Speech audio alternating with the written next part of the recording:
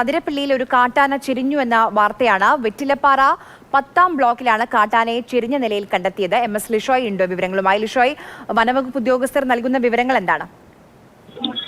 2 ദിവസം പഴക്കമുള്ള പിടിയാനയുടെ ജഡമാണ് കണ്ടെത്തിയതെന്നാണ് വനംവകുപ്പ് വ്യക്തമാക്കുന്നത്. ഈ വനംവകുപ്പ് ഉദ്യോഗസ്ഥർ സ്ഥലത്ത് പരിശോധന നടത്തിക്കൊണ്ടിരിക്കുകയാണ്. ഈ പ്ലാന്റേഷൻ മേഖലയിൽ നിരവധി കാട്ടാനകൾ ഇറങ്ങുകയും അവർ എണ്ണപ്പന തോട്ടത്തിൽ അവിടെ മരങ്ങൾ മറിച്ചിട്ട് അതിൽ നിന്ന് ഭക്ഷണവും വെള്ളവും എല്ലാം തന്നെ ആ പരിസരത്ത് നിന്നും ഭക്ഷിക്കാറും കുടിക്കാറും ഒക്കെ ഉണ്ട്.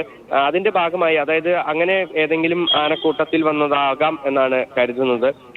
എന്തായാലും 2 ദിവസം ഏകദേശം പഴക്കമുണ്ട് ഈ മൃതദേഹത്തിന്, ജഡത്തിനെന്നാണ് നിലവിൽ ലഭ്യമാകുന്ന വിവരം.